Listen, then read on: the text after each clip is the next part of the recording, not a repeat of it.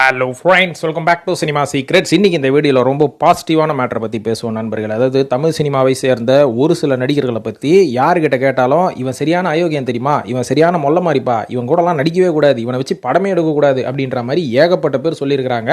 ஆனால் அவங்க பின்னாடியும் ஒரு மிகப்பெரிய நல்ல விஷயங்கள்லாம் இருக்குது அப்படின்றத போட்டு உடைக்கிறது தான் இந்த வீடியோட நோக்கமே நண்பர்களே.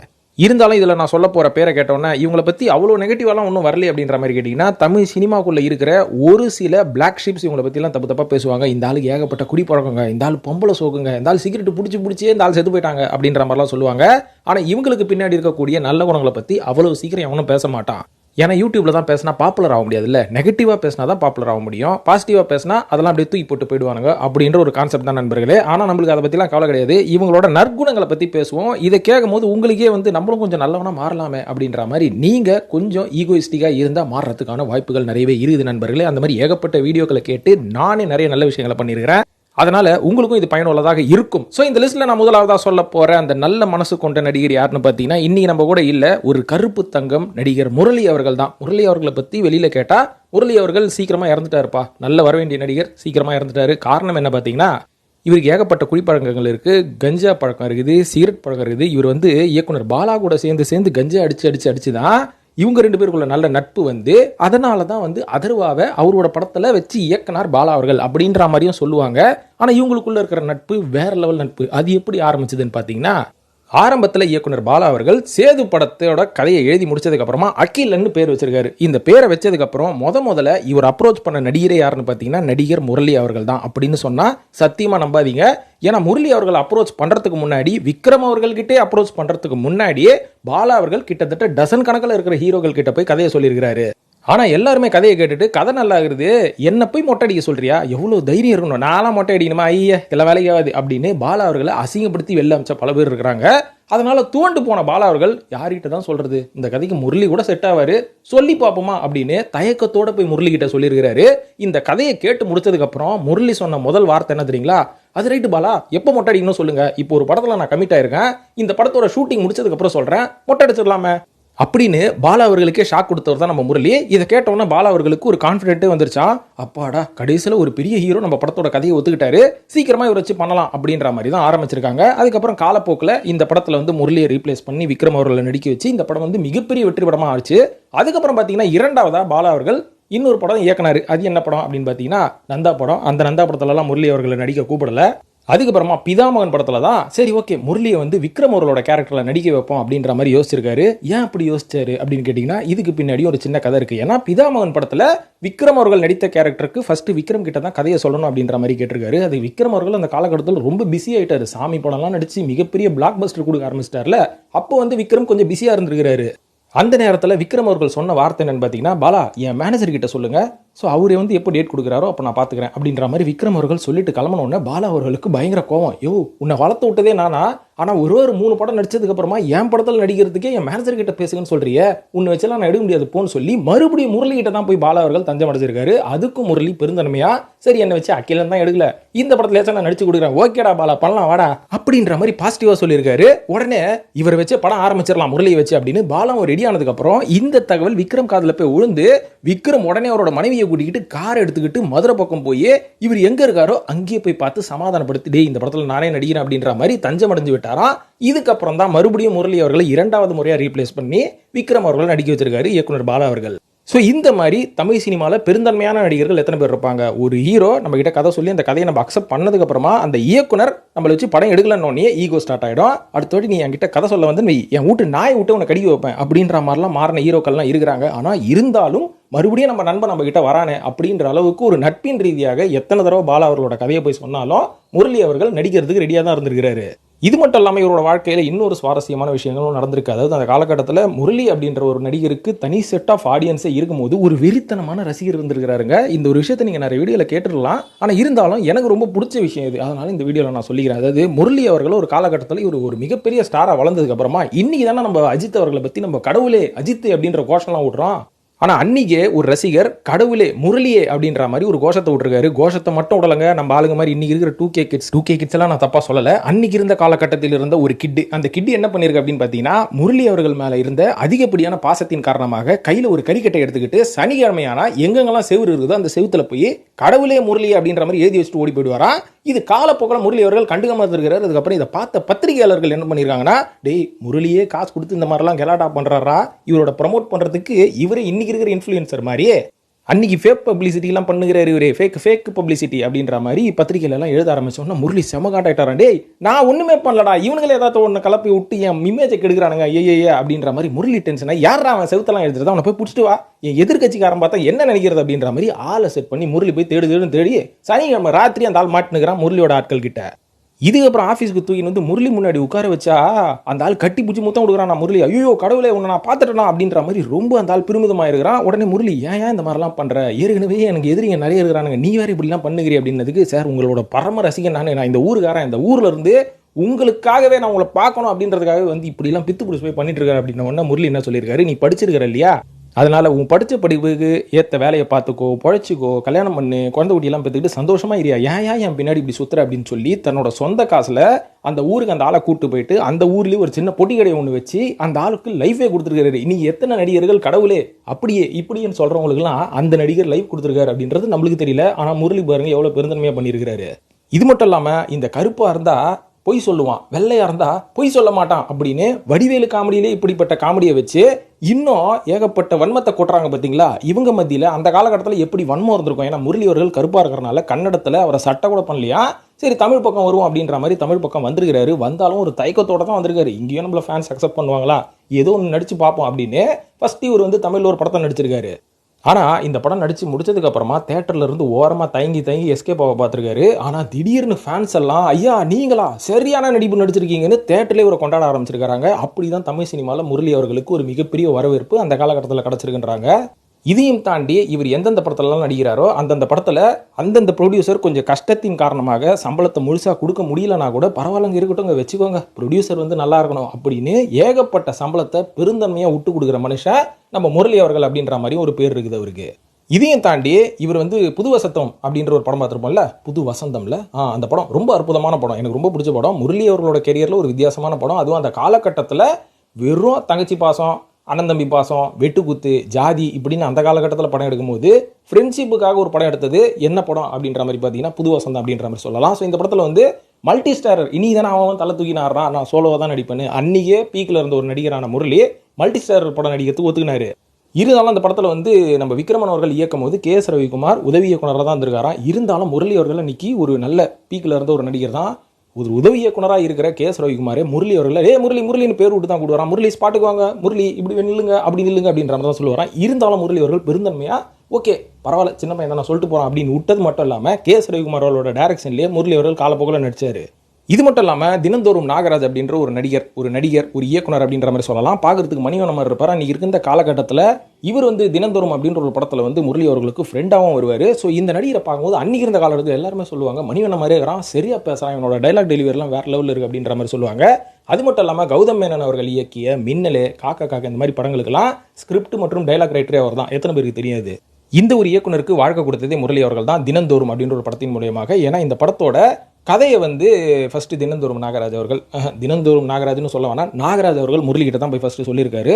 சொன்னதுக்கப்புறம் முரளிக்கு பிடிச்சி போச்சான். பிடிச்சதுக்கப்புறமா என்ன சொல்லியிருக்காரு, எதுவுமே ஃபஸ்ட்டு ஓகேன்னு சொல்லலையா, சரி ஓகே கதை நல்லா இருக்குது, எங்கே போய் விடணும் உங்கள் வீடு எங்கே இருக்குது அப்படின்னு கேட்டதுக்கு முரளி அவர்களோட வீட்டில் இருந்து ஒரு 10 கிலோமீட்டர் தள்ளி இருக்குது அந்த வீடு. சரி வாங்க நானே போய் என் காரில் ட்ராப் பண்ணிடுறேன் அப்படின்னு ஒரு உதவி இயக்குனராக இருந்த நாகராஜ் அவர்களை வீட்டில் விட்டுட்டு என்ன சார் பண்ணலாம் அப்படின்னு அவர் கேட்டதுக்கு கொஞ்சம் வெயிட் பண்ணுங்க நாளைக்கு பார்ப்போம் அப்படின்ற மாதிரி சொல்லி கிளம்பிட்டு இருக்காரு. இவருக்கு நைட்டெல்லாம் தூக்கமே இல்லையா, ஏடா முரளி கதை கேட்டுட்டு இப்படி சொல்லிட்டாரு, இவரை வச்சு தான் அந்த படம் எடுக்கணும், நம்ம லைஃபே இவரை நம்பி தான் இருக்குது அப்படின்ற மாதிரி நம்ம வெயிட் பண்ணுறோம். ஆனால் இவர்கிட்ட இருந்து இப்படி ஒரு பதில் வந்துருச்சுன்னு காலையில் எழுந்து என்ன பண்ணியிருக்காரு, அந்த ப்ரொடியூசர் கிட்ட போய் கேட்டிருக்காரு, சார் முரளி அவர்கள்கிட்ட கதை சொன்னேன், அவர் வந்து என்ன சொன்னாருன்னு நம்மளுக்கு தெரியல, உங்ககிட்ட வந்து பார்க்கணும் அப்படின்ற மாதிரி நான் நினச்சேன், அதான் வந்து பார்க்குறேன் அப்படின்னு சொன்னதுக்கு உடனே அவர் என்ன தெரியுங்களா சொல்லியிருக்காரு, உள்ளே வாங்க முரளி என்கிட்ட பேசிட்டாரு, இந்த படத்தை அக்செப்ட் பண்ணிவிட்டு உடனடியாக இந்த படத்தை ஆரம்பிக்க சொல்லி என்கிட்ட சொல்லிட்டாரு அப்படின்ற மாதிரி சொன்னோன்னே நாகராஜ் அவர்களுக்கு மிகப்பெரிய ஷாக்காம். இது மட்டும் இல்லாமல் காமராஸ் அப்படின்னு ஒரு படம் வந்து இவர் நடிச்சிருப்பாரு, எத்தனை பேர் பார்த்துருப்பீங்கன்னு தெரியல, கிட்டத்தட்ட ஒரு 2000வது வருஷம் அந்த படம் வந்து ரிலீஸ் ஆச்சு. ஆனால் அந்த படம் வந்து சரியாக போகலை. இந்த படத்துக்கு கூட ஆர்பி சௌத்ரி அவர்கள் தான் ப்ரொடியூசர். ஆர்பி சௌத்ரி அவர்கள் எப்பவுமே ஒரு படத்தை ப்ரொடியூஸ் பண்ணுறாருன்னா இன்ச் பை இன்ச் அந்த படத்தோட படப்பிடிப்பு எப்படி போகுதுன்றதை வாட்ச் பண்ணுவார். அதுக்குன்னு ஒரு அசிஸ்டண்ட்டை போட்டு படப்பிடிப்பில் எல்லாத்தையும் வாட்ச் பண்ண சொல்லுவார். ஸோ அந்த மாதிரி இந்த படத்துக்கு அவர் ப்ரொடியூஸ் பண்ணும்போது அங்கே இருக்கிற இவரோட உதவியாளர் ஆர்பி சௌத்ரி அவர்களோட உதவியாளர் இந்த படத்தை பற்றி என்ன சொல்லியிருக்காருன்னா, சரியாகவே போலங்க, அந்த டேரக்டர் வந்து சரியாகவே டைரக்ஷன் பண்ணலை, அதனால் அந்த படம் வந்து சரியான போக்கில் போதான்றது எனக்கு தெரியல, நீங்கள் முடிஞ்ச அந்த படத்தை நிறுத்திடுங்க அப்படின்ற மாதிரி சொன்னதுக்கு ஆர்பி சௌத்ரி அவர்கள் சரி ஓகே அந்த படப்பிடிப்பை நிறுத்த சொல்லுங்கள், இப்போதைக்கு எடுத்த வரைக்கும் போட்டு பார்ப்போன்னு போட்டு பார்த்தா படம் நான் சிங்காகவே இருக்கான். உடனே என்ன பண்ணியிருக்காரு ஆர்பி சௌத்ரி அவர்கள், ஓகே இந்த படத்தை இதோட நிறுத்திடுவோம், முரளி அவர்களோட சம்பளத்தை ரிமைனிங் அப்படியே இருக்கட்டும் அப்படின்ற மாதிரி சொன்னதுக்கு முரளி வந்து ஆர்பி சௌத்ரி கூப்பிட்டு கன்வின்ஸ் பண்ணியிருக்காரு. என்ன தெரியுங்களா சொல்லியிருக்காரு, சார் அதாவது நான் வந்து ஒரு எஸ்டாப்ளிஷ் நடிகர், நீங்களும் பார்த்தீங்கன்னா ஒரு மிகப்பெரிய ப்ரொடியூசர், நம்மளுக்கு ஒரு படம் போச்சுனாலும் அடுத்த படம் வரும், ஆனால் இந்த படத்தோட இயக்குனர் இதுதான் முதல் படம், ஸோ அதனால் இந்த மாதிரி படம் வந்து பாதியிலே நின்றுச்சுன்னா அவனோட லைஃப் என்ன ஆகும், அதனால் நான் என்ன பண்ணுறேன், ஒரு டேரக்டரை அவனே டேரக்ட் பண்ணட்டும், ஒரு நல்ல எக்ஸ்பீரியன்ஸான அசோசியேட் டேரக்டரை போட்டு இந்த படத்தை முடியுங்க அப்படின்ற மாதிரி ஒருத்தரோட லைஃப் கிடக்கூடாதுன்னு முரளி அவர்கள் அன்றைக்கே வந்து ஆர்பி சௌத்ரி கிட்ட சொல்லி இந்த படத்தை கம்ப்ளீட்டாக முடிச்சிருக்காங்க. இந்த படம் சரியாக போலனாலும் இன்னி வரைக்கும் அந்த படத்தோட காமெடி வந்து பேசப்படும். ஸோ இந்த மாதிரி முரளி அவர்களை பற்றி பேசணும்னா ஒரு எபிசோட் பத்தாது, நிறைய விஷயங்கள் பேசலாம். ஏன்னா நம்ம அடுத்தடுத்து ஒரு சில நடிகர்களை பற்றி பேசணும் அப்படின்றதுனால முரளி அவர்களோட ஒரு நல்ல சாப்டர் நான் இதோட முடிச்சுக்கிறேன். வருங்கால வீடியோக்களில் நிறைய நம்ம பேசுவோம். இப்போ முரளி அவர்களை தொடர்ந்து அடுத்ததான் நான் சொல்ல போகிறது நம்ம சின்ன கலைவாணர் விவேக் அவர்கள் தான். விவேக் அவர்கள் எனக்கு மிகப்பெரிய பிடிச்ச ஒரு நடிகர், ஒரு நல்ல காமெடியன், ஒரு நல்ல விழிப்புணர்வு கொடுக்குற ஒரு காமெடியன் நம்ம சொல்லலாம். எதனாலன்னு பார்த்தீங்கன்னா விவேக் அவர்களோட காமெடி நம்ம எடுத்துக்கிட்டால் அது ஒரு டிஃப்ரெண்ட்டான ட்ராக்ல போவோங்க. அதாவது சிரிப்பும் வரும், சிந்திக்கிற மாதிரியும் இருக்கும், லோக்கலாக இறங்கி கலாய்கிற மாதிரியும் இருக்கும். காலேஜ் ஸ்டூடெண்ட் கூட சேர்ந்துக்கிட்டு அந்த 2K கிட்ஸுங்கெல்லாம், அந்த 2K கிட்ஸ்ன்னு சொல்ல முடியாது, அந்த 2000வது காலகட்டத்தில் இருக்கக்கூடிய காலேஜ் ஸ்டூடெண்ட்டுக்கெல்லாம் இவரோட காமெடி ஒரு வரப்பிரசாதம். ஏன்னா இவரோட காமெடி எடுத்து தான் காலேஜில் அவனுங்க கலக்குவானுங்க. அந்த அளவுக்கு விவேக் அவர்கள்கிட்ட பன்முகம் இருந்தாலும் எல்லாத்துலேயும் ஒரு மூட நம்பிக்கையை எதிர்க்கக்கூடிய, மூட நம்பிக்கை இருக்கக்கூடாதுன்னு சொல்லக்கூடிய கருத்துக்கள் ஏகப்பட்டது இருக்கும். ஸோ இது வந்து எங்கேருந்து வந்தது, இது வந்து எம்.ஆர். ராதா அவர்களை பார்த்து காப்பி அடிச்சிட்டாரா, ஸோ அந்த மாதிரி ஒரு ட்ரெண்ட் புதுசாக இவர் வந்து ட்ரெண்ட் செட் பண்ணணுன்றதுக்காக பண்ணாரா அப்படின்ற மாதிரி ஏகப்பட்ட விமர்சனம் வந்தாலும் இது வந்து எந்த ஒரு விமர்சன நோக்கத்துக்காக கிடையாதுங்க.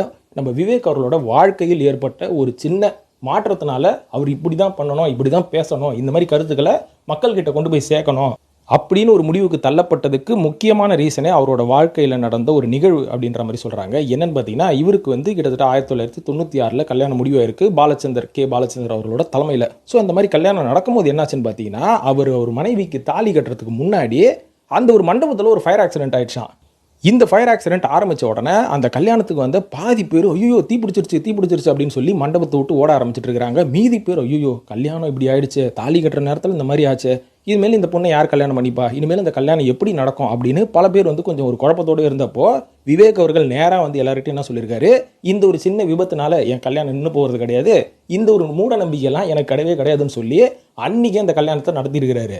ஆனால் நடத்தி முடிச்சதுக்கப்புறம் அவர் எல்லார்கிட்டையும் ஒரு வாக்கு என்ன தெரியுங்களா சொன்னார், இந்த மாதிரி மூட நம்பிக்கையாக இருந்தால் எனக்கு ஒன்றும் பிரச்சனை இல்லைங்க, என்னை நம்பி வர ஒரு பொண்ணுக்கு அவளோட வாழ்க்கை என்ன ஆகும் அப்படின்னு சொல்லி அந்த கல்யாணத்தை முடிச்சிருக்கிறாரு. முடிச்சது மட்டும் இல்லாமல் முடிச்சதுக்கப்புறமா எல்லாருமே இனிமேல் உன் லைஃப் எப்படி ஆகும் அப்படின்னு கேட்டதுக்கு என் லைஃப்பில் நான் சாதிச்சு காமிக்கிறேன் பாருங்க அப்படின்ற மாதிரி அன்றைக்கி சொல்லியிருக்காரு. அன்றைக்கி சொல்லும் போது விவேக் வந்து ஒரு மிகப்பெரிய நடிகர்லாம் கிடையாது, ஒரு வளர்ந்து வரும் நடிகர் தான். அதுக்கப்புறம் தான் பார்த்தீங்கன்னா அந்த கல்யாணத்துக்கு அப்புறம் அவருக்கு 3 குழந்தை பிறந்தது, மிகப்பெரிய ஒரு நடிகரானார், மிகப்பெரிய நகைச்சுவை நடிகரானார்.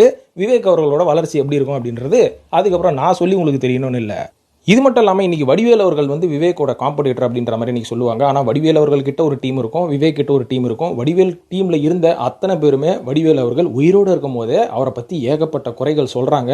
அதுக்கு பின்னாடி கண்டிப்பாக நிறைய உண்மைகள் இருக்குது. வடிவேல் அவர்கள் ஈகோயிஸ்டிக்காக நிறைய விஷயங்கள் பண்ணுவார் அப்படின்றது நான் சொல்லணும்னு அவசியமே கிடையாது. அவர் கூட படங்களில் நடித்த சக நடிகர்களே சொல்லி கீழ் இன்டர்நெட்டில் கிழிச்சுட்டு இருக்காங்க, யூடியூப்ல கிழிச்சுருக்காங்க அப்படின்றது நம்மளுக்கு தெரியும். ஆனால் விவேக் அவர்கள் கூட பணியாற்றிய யாருமே விவேக் அவர்களை பற்றி இன்னி வரைக்கும் தப்பாக பேசினது கிடையாது, அவரை பற்றி புகழ்ந்து தான் பேசியிருக்காங்க.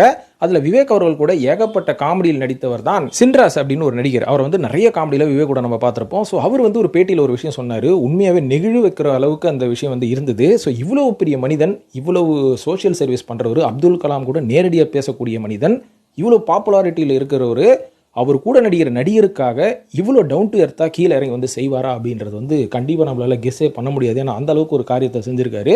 என்ன மேட்ரு அப்படின்ற மாதிரி பார்த்தீங்கன்னா சின்ராஸ் அவர்களுக்கு ஒரு பையன் இருக்கிறான். அந்த பையன் வந்து பிகாம் படிக்கணும், நான் வந்து லைலா காலேஜில் தான் படிப்பேன் அப்படின்ற மாதிரி கேட்டதுக்கு சின்ராஸும் என்ன பண்ணியிருக்காரு, சரி நம்ம தான் சரியாக படிக்கல, பையனையாச்சும் ஆசைப்படுற மாதிரி லைலா காலேஜில் சேர்த்து விட்றோம் அப்படின்ற மாதிரி முடிவு பண்ணியிருக்காரு. ஆனால் லைலா காலேஜில் சீட்டு கிடைக்கிறது அப்படின்றது அவ்வளோ ஈஸியான விஷயமே கிடையாது. அது சென்னை வாசிகள் பல பேருக்கு தெரியும். ஸோ ஒரு பெரிய ஆளோட இன்ஃப்ளூயன்ஸ் இருந்தாலும் ஒரு ரெக்கமெண்டேஷன் இருந்தால் தான் கிடைக்கும். இருந்தாலும் அந்த ரெக்கமெண்டேஷனை முடிஞ்ச அளவுக்கு அந்த காலேஜ் மேனேஜ்மெண்ட் எப்படி அவாய்ட் பண்ணணும் தான் நினைப்பாங்க.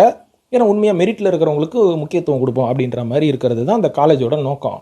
ஆனால் சின்ராஸ் அவர்களோட பையன் மார்க் கொஞ்சம் கம்மியாக வாங்கிட்டார். இருந்தாலும் சரி விவேக் சார் சொன்னார்னா நம்மளுக்கு நடந்துடும், ஒரு சீட்டு கிடச்சிடும் அப்படின்னு சொல்லி ஃபஸ்ட்டு விவேக் கிட்ட சொல்லியிருக்காரு. விவேக் அவர்கள் சொன்ன உடனே பையனுக்கு சீட்டாடா படிப்பான்னு சொல்லி காலேஜுக்கு ஃபோன் பண்ணியிருக்காரு. ஃபோன் பண்ணி என்ன கேட்டிருக்காருன்னா, சார் இந்த மாதிரி நான் நடிகர் விவேக் பேசுகிறேன், என் கூட நடிகிற சக நடிகர் என் நண்பன் சின்ராஸோட பையனுக்கு ஒரு சீட்டு வேணும், உங்கள் காலேஜில் ஒரு சீட்டு கிடைக்கணும், அதுக்காக நான் எப்போ உங்களை நேரில் வந்து பார்க்கலான்னு சொன்னதுக்கு டக்குன்னு அந்த மேனேஜ்மெண்ட்டில் என்ன சொல்லிட்டாங்க, சார் நீங்களாம் நடிகர் பிஸியான ஆள், நீங்களாம் வரவேணா சார், ஒரு ரெக்கமெண்டேஷன் லெட்டர் கொடுத்து அனுப்புங்க, அதை வச்சு நாங்கள் ட்ரை பண்ணுறோம் அப்படின்ற மாதிரி அந்த மேனேஜ்மெண்ட்டில் சொல்லியிருக்காங்க.